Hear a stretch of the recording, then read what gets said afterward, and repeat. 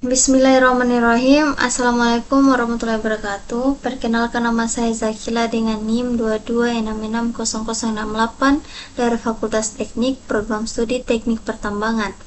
Nah, di sini saya akan membahas materi kristal dan mineral. Langsung saja pada judul pembahasannya, yaitu asosiasi mineral dalam batuan. Di sini ada pengantar mineral. Jumlah mineral di dunia. Terdapat lebih dari 4.200 jenis mineral yang sudah teridentifikasi di bumi. Mineral umumnya itu ada sekitar 100 mineral yang sering dijumpai dan menjadi penyusun utama batuan. Selanjutnya, peran mineral. Mineral berfungsi sebagai komponen penting dalam membentuk berbagai jenis batuan, baik beku, sedimen maupun metamorf. Di sini ada siklus batuan. Yang pertama itu batuan beku. Batuan beku terbentuk ketika magma dari dalam bumi naik ke permukaan lalu mendingin. Ukuran kristal dalam batuan menunjukkan kecepatan pendinginan magma tersebut. Granit dan basal adalah contoh batuan beku. Yang pertama itu ada batu apung atau pumice, terbentuk dari gelembung gas dalam lava. Yang kedua, basalt, mengeras dengan cepat di atas permukaan. Kristal batuannya kecil karena tidak memiliki cukup waktu untuk tumbuh. Yang ketiga ada granit. Granit mengeras perlahan di bawah permukaan. Kristalnya besar. Selanjutnya ada batuan sedimen. Batuan sedimen sebagian besar terbentuk dari sisa-sisa atau fragmen batuan tua yang telah aus.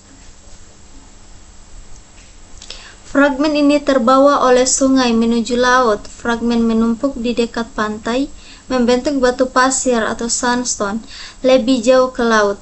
Endapan batuan terkumpul dan membentuk serpi atau sel. Lalu di laut hangat, endapan terkumpul membentuk batu kapur atau limestone. Di dasar laut, sedimen didapatkan hingga akhirnya menjadi batuan sedimen padat. Selanjutnya, batuan metamorf. Batuan metamorf terbentuk dari batuan lain yang telah dipanaskan atau ditekan di bawah tekanan. Faktor-faktor ini mengubah batuan. Batuan metamorf seperti marmer atau slate batu tulis cenderung memiliki kristal dalam bentuk pita atau lapisan. Di sini ada gambar ilustrasi. Yang pertama, batuan beku.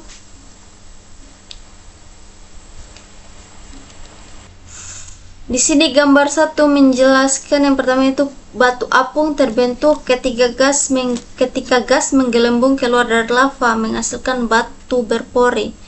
Yang kedua, basal terbentuk di permukaan ketika lava mendingin dengan cepat. Kristalnya kecil karena tidak sempat tumbuh besar. Ketiga, granit terbentuk jauh di bawah permukaan bumi ketika magma mendingin sangat lambat. Kristalnya besar karena punya waktu lama untuk berkembang.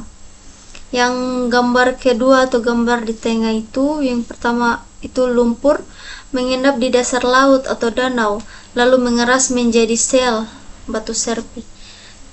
Yang kedua itu endapan lebih padat, tertekan dan membentuk lapisan baru. Yang ketiga, endapan kalsium karbonat di laut hangat mengeras menjadi limestone atau batu kapur.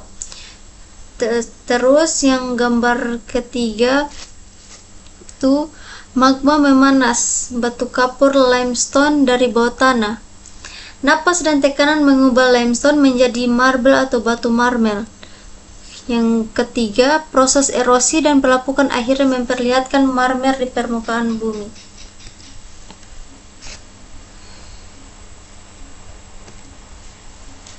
Mineral pada batuan beku. Mineral pada batuan beku terbentuk dari magma yang mendingin. Jenis mineral pada batuan beku ditentukan oleh komposisi kimia, kondisi temperatur, tekanan, dan waktu.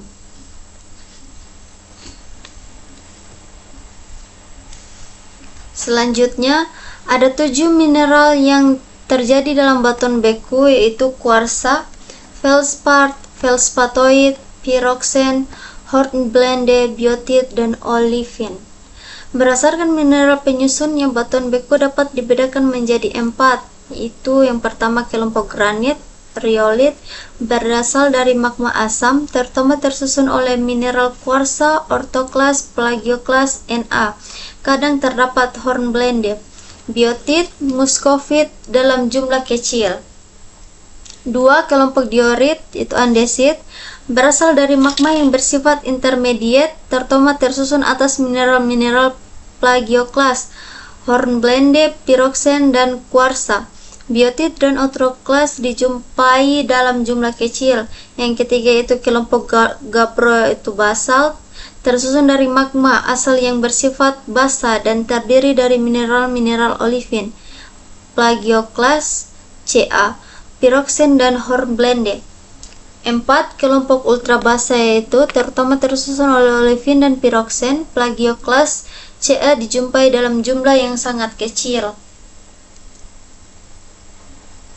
Itu mineral pada batuan beku terdapat 2, yaitu mineral-mineral asam seperti tersusun atas silika dan alumina, umumnya berwarna cerah.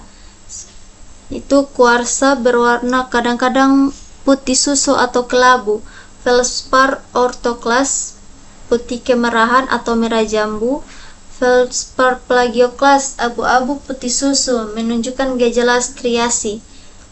Selanjutnya muskovit sampai coklat muda berupa lempengan-lempengan tipis. Yang kedua itu mineral-mineral basa tersusun atas unsur-unsur besi, magnesium, dan kalsium, umumnya berwarna gelap. Biotit coklat tua, hitam berupa lempeng tipis. Piroksen itu hitam, hijau tua, pendek-pendek, kristal bersisi 8. Hornblende itu warna hitam hijau, kristal bersisi 6, panjang. Olivin itu kuning kehijauan. Selanjutnya gambar ini merupakan diagram mineral penyusun batuan beku yang menunjukkan keterkaitan antara komposisi kimia magma, jenis batuan beku, serta mineral-mineral mendominasinya. Diagram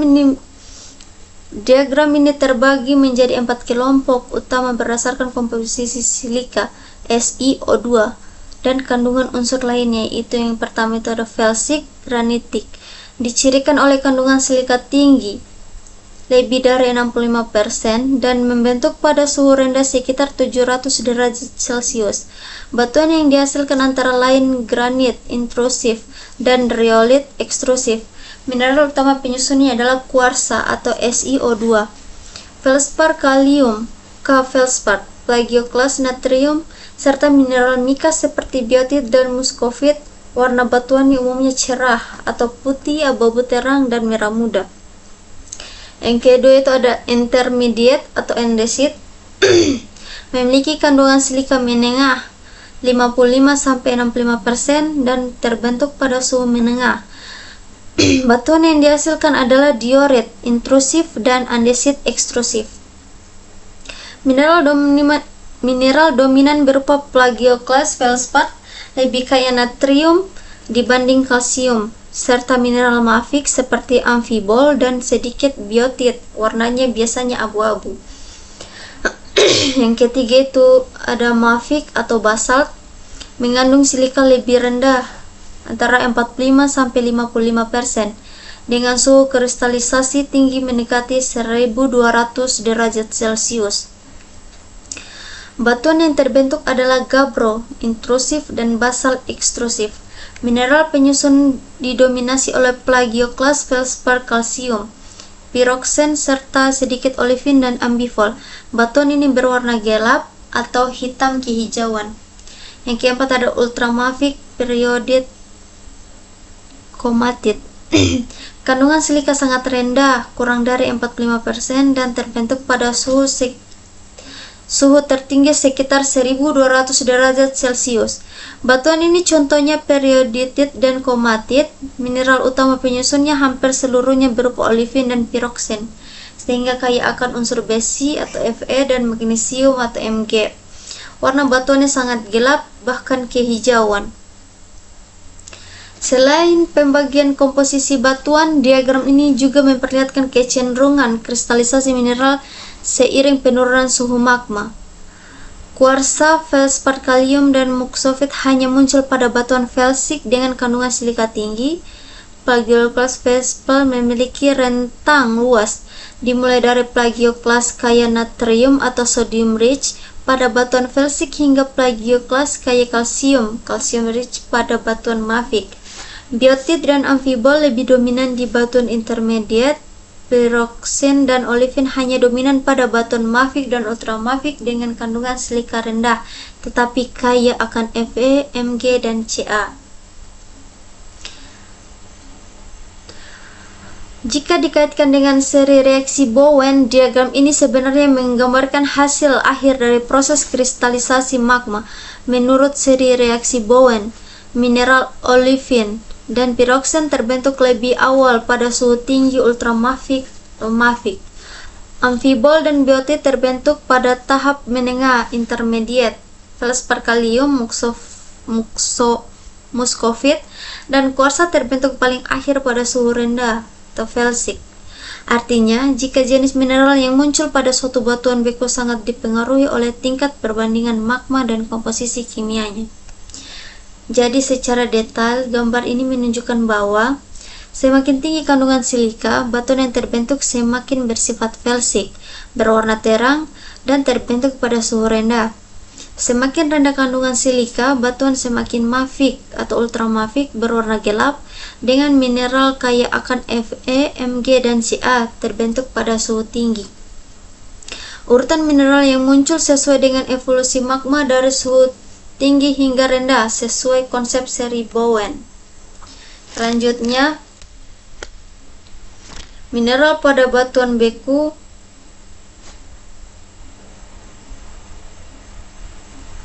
Ini dipotong kah?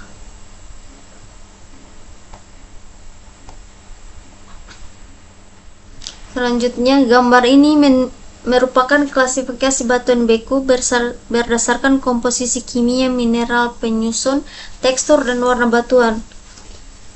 Diagram ini membantu menghubungkan jenis batuan dengan mineral dominan serta ciri fisiknya. Yang pertama itu komposisi kimia. Batuan beku dibagi menjadi 4 kelompok utama, yaitu granitik atau felsik, andesit, basaltik, dan ultramafic. Yang kedua, mineral dominan dan mineral aksesori. Mineral dominan dan mineral aksesori yaitu felsik, intermediate, mafic, dan ultramafic. Yang ketiga, jenis batuan. Jenis batuan ditentukan berdasarkan tekstur, butiran besar atau kecil, dan komposisi kimia. Felsik, granit, butiran kasar, intrusif. Yang kedua, intermediate, diorit, intrusif, andesit, ekstrusif, mafic, gabbro, intrusif, dan basal, ekstrusif. Ultramafic, periodit, intrusif, komatit, ekstrusif sangat jarang. Yang keempat itu tekstur batuan beku. Ada paneritik, butiran mineral besar, menunjukkan pendinginan lambat di dalam bumi atau intrusif. Yang kedua ada apanitik, butiran halus, menunjukkan pendinginan cepat di permukaan atau ekstrusif. Yang ketiga ada porpiritik, campuran kristal besar dalam massa dasar halus, menandakan pendinginan 2 tahap. Yang keempat ada glesi, tidak ada kristal yang terbentuk, contohnya obsidian, kaca vulkanik padat, dan pumice berpuri akibat gas. Yang terakhir ada piroklastik, terbentuk dari material hasil letusan gunung berapi, misalnya tuff, dan volcanic breccia. Yang terakhir ada warna batuan. Diagram bagian bawah menunjukkan bahwa warna batuan tergantung pada persentase mineral gelap atau mafic. 0-25% mineral gelap, batuan berwarna terang, contoh granit dan riolit. Sedangkan 25-45% mineral gelap, warna menengah, contoh diorit dan andesit.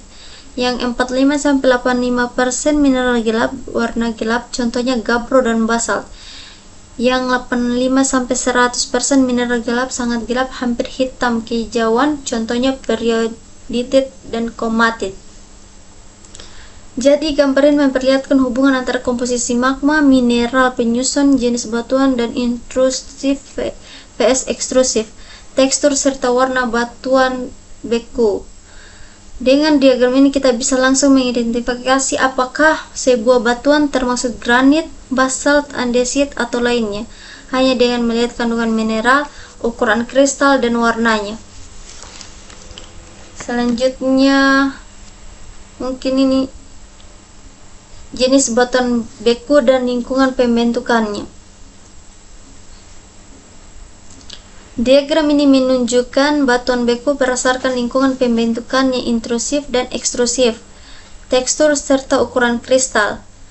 Ekstrusif volcanic rock terbentuk di permukaan bumi karena pendinginan magma yang besar, yang cepat. Glassy non-kristalin tanpa kristal, obsidian atau hitam, dan basalt glass. Vesikular berlubang karena gas. Bumi C ringan berpori, skoria lebih gelap berpori. Vesikular rhyolite, vesikular andesit, vesikular basalt.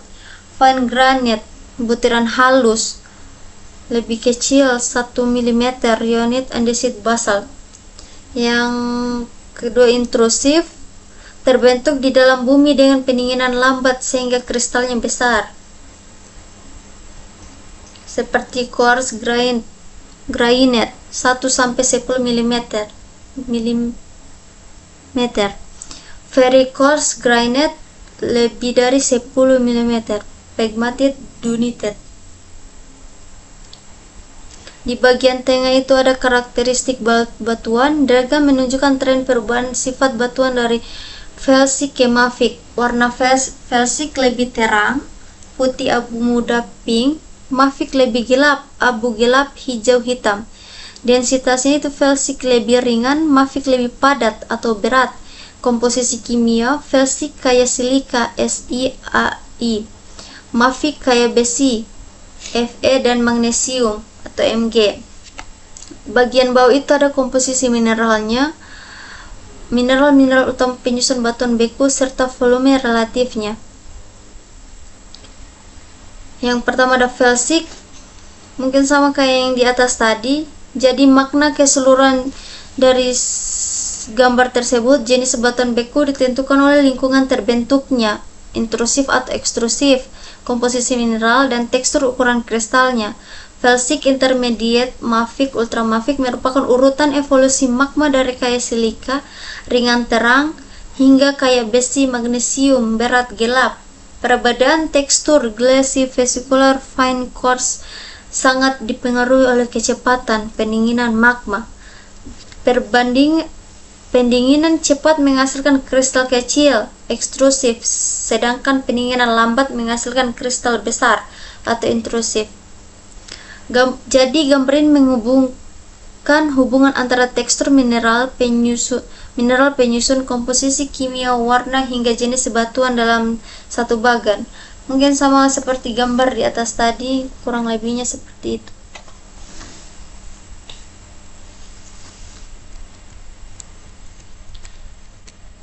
Selanjutnya, mineral pada batuan metamorf. Mineral-mineral yang terdapat pada batuan metamorf dapat berupa mineral yang berasal dari batuan asalnya maupun mineral baru yang terbentuk akibat proses metamorfosa. Mineral yang umumnya terdapat pada batuan beku dan batuan metamorf seperti kuarsa, feldspar, muscovite, biotite, hornblende, pyroxene, olivine, hematite, dan magnetik. Mineral yang umumnya terdapat pada batuan sedimen dan batuan metamorf seperti kuarsa, muscovite, mineral-mineral lempung, kalsit, dan dolomit. Mungkin itu saja penjelasan dari saya. Lebih dan kurangnya mohon dimaafkan. Saya akhiri, wabillahi taufiq wal hidayah. Wassalamualaikum warahmatullahi wabarakatuh.